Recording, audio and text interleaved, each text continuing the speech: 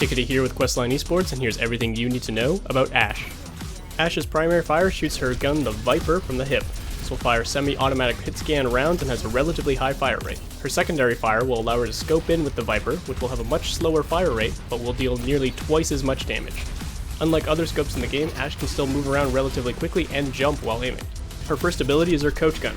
She'll fire a shotgun that will damage and knock back enemies in front of her while also sending Ashe herself flying backwards. You can even aim this ability at the ground and launch yourself upwards. This is a pretty straightforward defensive tool that will help keep close range threats at bay, but keep in mind it's also a pretty flexible mobility cooldown. It can be used in a variety of different ways to change up your position. Her secondary ability is her dynamite. You'll lob a pack of dynamite forward which will explode when shot or after a short duration. Enemies hit by the explosion will take direct damage and suffer from burn damage for a few seconds afterwards. This is an excellent tool for dealing strong burst damage to grouped up opponents and farming up your ultimate charge. Ashe's ultimate calls in Bob. She'll summon Bob to the battlefield, who will charge forward and knock enemies into the air. After hitting an enemy or a wall, Bob will begin shooting enemies he can see around him.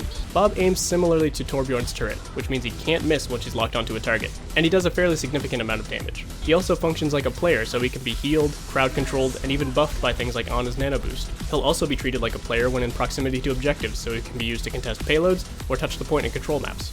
You won't get a lot done if you simply throw him into an enemy team and hope for the best, so try to use the pressure Bob creates to find more aggressive angles and overwhelm opponents by adding an additional member to the teamfight. Ashe functions like an anchor, which means she likes to be on the outside of a teamfight looking in for as long as possible. She'll find herself comfortable at mid to long ranges and can think somewhat similarly to a sniper, but without the same one-shot potential from headshots.